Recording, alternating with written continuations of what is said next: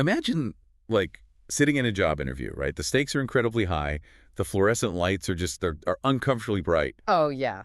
The worst lighting ever. Exactly. And the interviewer peers over their glasses to ask about your work ethic.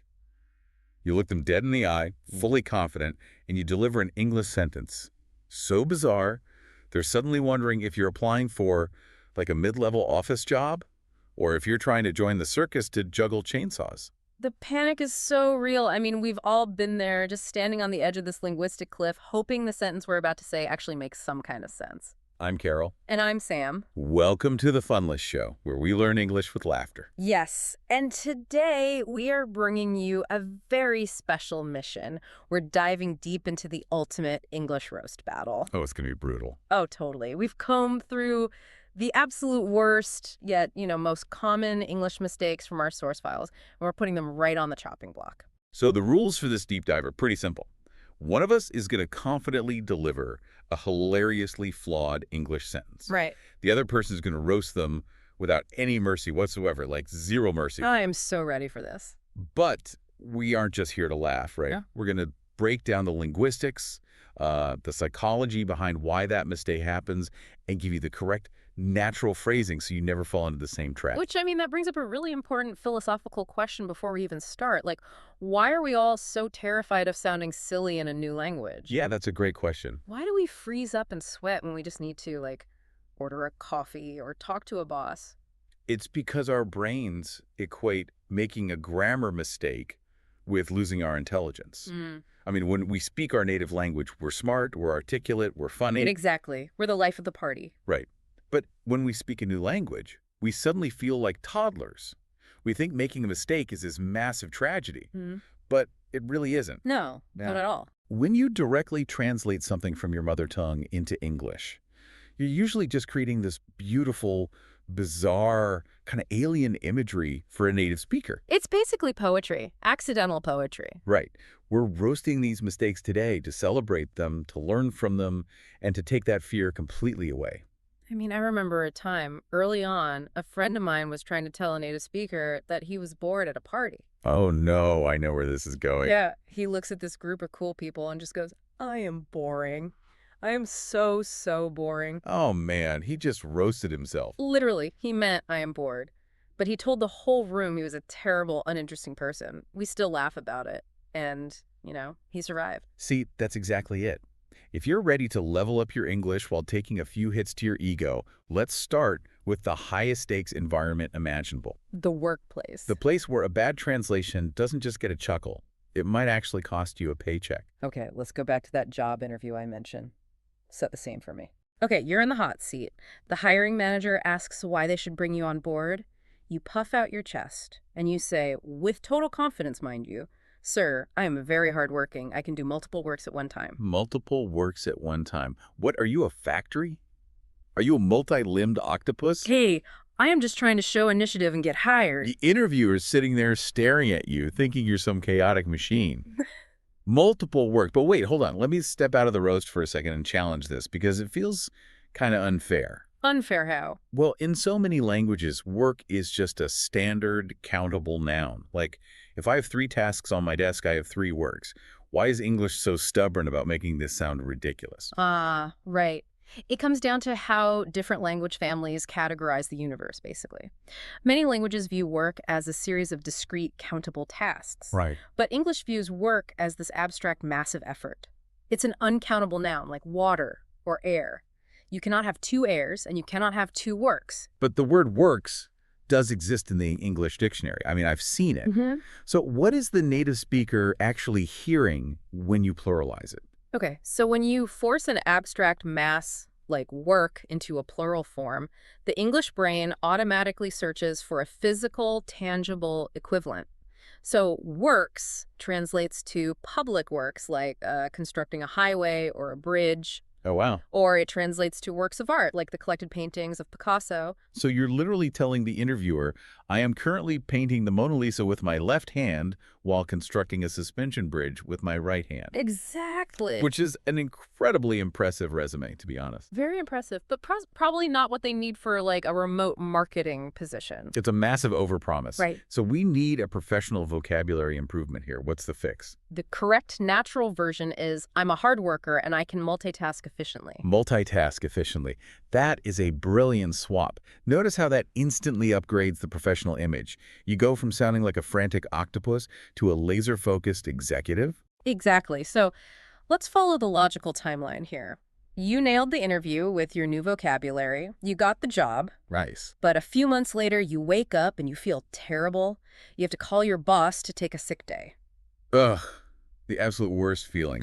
The linguistic panic sets in immediately because you don't want to sound like you're faking it, you know? Right. So you pick up the phone, the boss answers, and you say, "Sir, today I cannot come to office. My head is paining and body is not feeling well." Paining. Your head is paining. Your English is so sick right now, even your body is refusing to clock in. I'm unwell. Have some sympathy for my paining head. If you tell your boss your head is paining, they're going to grant you a 1-month leave of absence permanently from the company. They're going to think you're a Victorian ghost reporting for duty from the 1800s. Okay, the Victorian ghost comment is brutal. But let's dive into the mechanics of this, because I hear my head is paining or my leg is paining constantly from intermediate learners all over the world. What's the cognitive trap here? It's a classic case of first language or L1 interference. In many languages, pain is expressed as an active, continuous verb. Right, like the body part is doing something. Exactly. The body part is actively doing an action to you. The head is generating pain. But English treats the concept of pain very differently. English prefers stative nouns over active verbs for discomfort. We rarely use pain as a verb doing an action in real time. So you wouldn't say, "It is paining me." Right. You have pain. You are in pain. The pain is a state of being, not an activity your head is performing. That makes so much sense. When you turn it into a dynamic verb like paining, it sounds incredibly archaic and overly dramatic to a native ear. If you need a verb, English speakers use hurt, like my head hurts. But when you're calling out sick, you want to sound clear, objective, and professional. The correction here is simply, "Sir, I have a headache and I'm not feeling well today." I have a headache. Clean, clear, and you group the discomfort into a neat little noun that human resources understands perfectly. Totally. So we see how a direct translation can cost you professional credibility. But the stakes change entirely when you leave the office. Oh, for sure. When you apply those same rigid grammar formulas to everyday survival like running errands, ordering food, or talking to a doctor, you aren't just losing professionalism, you're creating physical chaos. You might end up with the completely wrong food, or worse, the wrong medication. Let's move into the real world. Let's go to a restaurant. I'm starving. Right. The waiter comes over and I confidently order, "Excuse me, 1 chicken biryani, Yeah. extra spicy, and please make it fastly." Did you just look a human being in the eye and say fastly? I'm a busy person. I want my food quickly. You didn't just order food, you ordered a linguistic disaster. Fastly isn't a word. The waiter is standing there looking at you, wondering if you just arrived on Earth in a spaceship. Come on. The only thing you're going to get fastly is a polite smile as the waiter walks back to the kitchen to laugh at you. Hold on. I am defending myself here. I applied a perfectly logical English grammar rule. Yes. In school, we're taught that to make an adverb, a word describing how you do an action, you just add ly to an adjective. Slow becomes slowly. Quiet becomes quietly. So my brain recognizes the pattern. Fast becomes fastly. It's pure logic. I completely understand the logic. I really do. In linguistics, what your brain just did is called overgeneralization. It's actually a sign of high intelligence. See. High intelligence. Your brain learned a pattern and tried to apply it to save processing power. But here's the problem. Fast is an irregular word. It's already an adjective, A-E-N-D, an adverb. A fast car drives fast. So adding the ly is entirely redundant. Think of it this way. Adding ly to fast to make fastly is like putting a massive aerodynamic sports car spoiler on a standard bicycle. Oh man, that is an amazing visual. It seems like a logical upgrade. You think this addition makes me look cooler and go faster, but actually it doesn't function at all, and you just look completely ridiculous pedaling down the street with a giant piece of plastic on your back tire. Okay, no spoilers needed. The natural correction is, can I have 1 chicken biryani, extra spicy, and please make it quickly? We swap in quickly, which takes the ly suffix beautifully. But let's stick with the consequences of this scenario. Let's say you got your food. Okay. You ate that extra spicy biryani, all of it. Now it's the next morning, and you're sitting in a doctor's clinic. I am sweating. I am holding my stomach in agony. And I look at the medical professional and say, "Doctor, my stomach is paining since morning. I think I ate too much spicy." We're back to paining. I am losing my mind. Your stomach isn't paining, it's crying for help. And too much spicy. What's wrong with that? The doctor is actively pulling out medical textbooks right now because they think you've contracted an undocumented alien disease. But the food was spicy. I'm just diagnosing the root cause. Too much spicy is breaking fundamental laws of English syntax. We already covered why paining makes you sound like a ghost, but let's look at why too much spicy breaks a native speaker's brain. All right, hit me. This is a perfect example of what linguists call lexical gap filling under pressure. When a learner is panic-like, when they're in physical discomfort at a clinic, the brain's working memory is maxed out. It grabs the first descriptive word it can find. Right, and spicy is an adjective. It's a describing word. Exactly. You cannot consume a describing word. You cannot eat too much red or too much loud. You have to eat the physical thing. You eat too much spice, which is the noun, or you eat too much spicy food. But retrieving that second word, the noun takes too many milliseconds for a stressed brain. So the learner drops the noun entirely and uses the adjective as a crutch. They say, "I ate too much spicy," and just drop the sentence off a cliff. It leaves the listener completely hanging. Yeah. The native speaker's brain is just waiting in suspense. Too much spicy. What's chicken, sauce. Dirt. To save your dignity and actually get medical treatment, the correction is, "Doctor, I have a stomachache since morning." We group the discomfort back into a universally understood noun. Stomachache. Yep. Speaking of everyday errands, what about the grocery store Yeah. or public transport? Oh, public transport is a minefield. I hear people say all the time, "I will drop from the bus at the next station." Drop from the bus. Are you a paratrooper? Are you tucking and rolling out of a moving vehicle? I mean, it sounds like an action movie. I will drop from the bus. It really does. Native speakers say, "I'm going to get off the bus." Right. And at the grocery store, you hear people saying, "Excuse me, I need to buy some breads and milks." Breads and milks. Yeah. Are you stocking a medieval castle for a siege? I just want breakfast. Again, it's those uncountable nouns. You just buy bread and milk. Yeah. But honestly, a lot of this comes down to knowing when to be formal and when to be informal, right? Oh, absolutely. Formal versus informal English during travel is a huge struggle. Like, someone goes to a train ticket counter and says, "Greetings, I require a ticket for the train." I require a ticket. Okay, Your Highness, here's your royal pass. You're buying a subway ticket, not negotiating a peace treaty. Just say, "Can I get a ticket?" It's that over-formality. But, the opposite happens too, especially with slang. People try to use trendy American slang, and it just goes so wrong. Oh, yeah. Yes. Like, someone learns the phrase "no cap," which means no lie or for real, and they go into a serious business meeting and say, "These Q3 profits are terrible, no cap." Or they go to a funeral and say, "This is so sad, no cap." The eulogy slaps, though. No, absolutely not. Straight to jail. So we've survived the workplace, the clinic, the grocery store, and we've avoided slang disasters. But now we must enter the most dangerous territory of all. Oh, boy. What is it?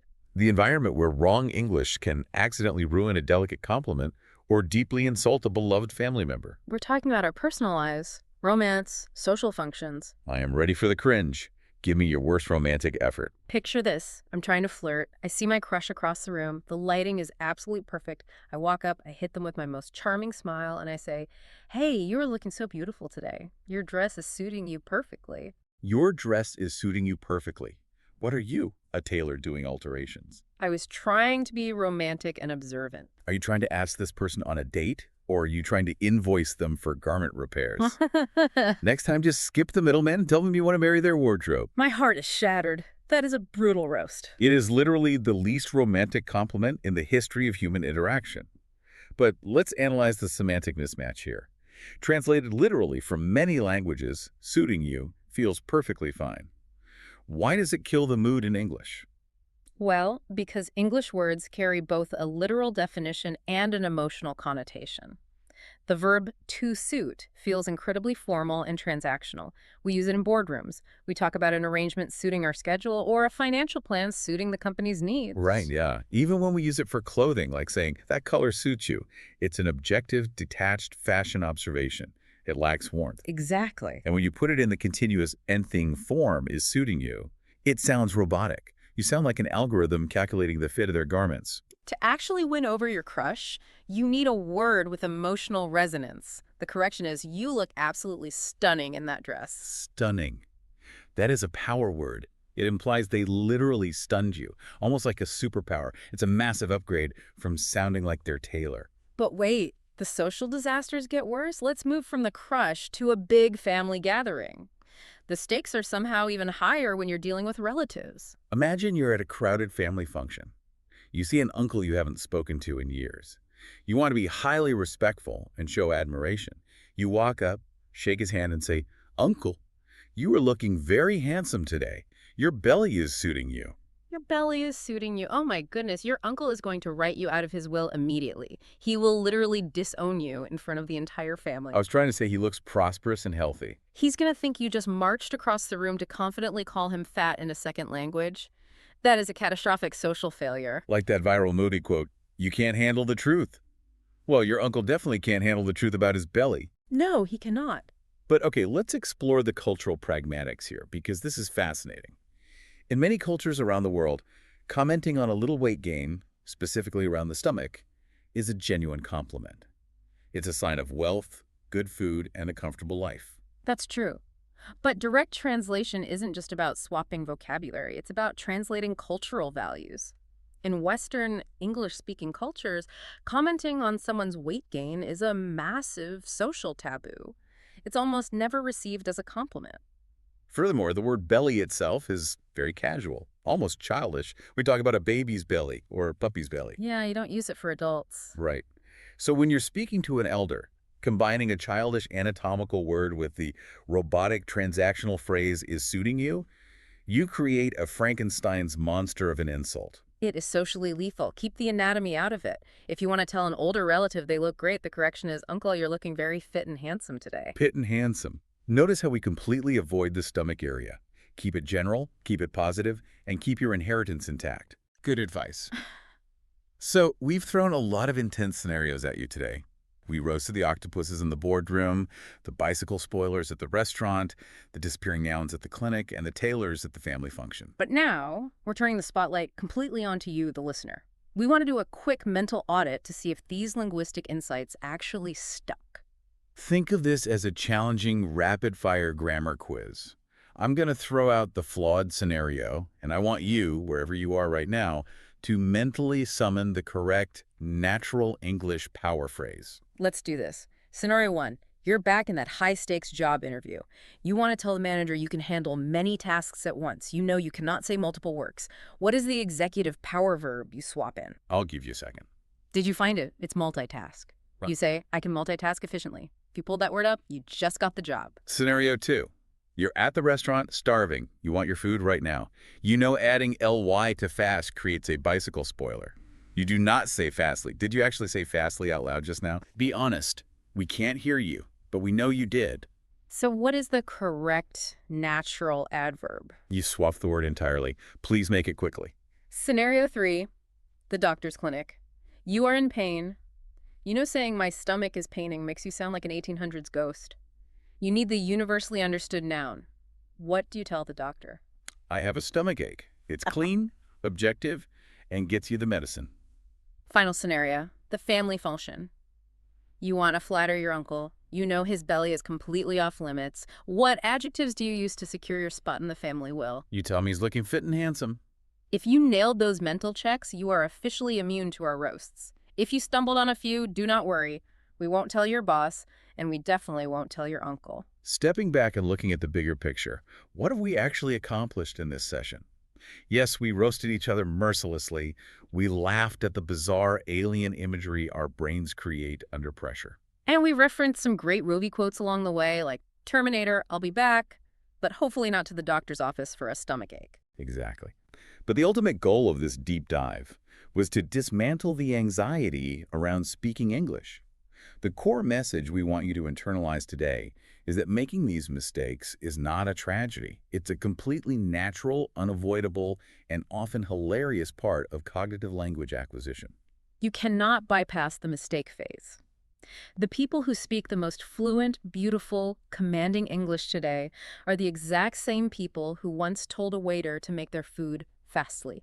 The only difference between them and someone who's still struggling is that they didn't let the embarrassment stop them from opening their mouths. The fear of sounding silly is the only real threat to your progress. Even if you mess up, the absolute worst thing that happens is you create a funny story to tell later. And we want to hear those stories. If you enjoyed this deep dive, please take a second to like, comment, and subscribe to the Funlish Show. Engagement is the fuel that allows us to keep analyzing these brilliant mistakes. We have a specific assignment for you. Tell us in the comments, which roast today was the most relatable to you? Was it the octopus applicant, the bicycle spoiler, the uncle's forbidden belly? And most importantly, we want you to be brave.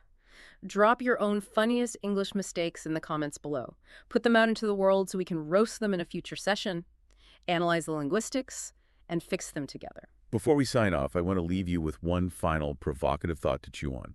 Today, we talked heavily about how translating grammar structures directly from your native language creates wild, chaotic imagery in English. Right, the L1 interference we discussed with multiple works and too much spicy. Exactly. But grammar is just the surface. What about your idioms? Think about the cultural metaphors you translate word for word in the office or on dates. What literal translations are you using every single day that secretly sound like an absolute circus to a native speaker without you even knowing it? Are you telling your colleagues it's raining old women and sticks? It's a terrifying but really fascinating question to ask yourself next time you speak. Keep laughing at the chaos, keep learning the logic, and whatever you do, never take your mistakes too seriously. We will see you on the next deep dive.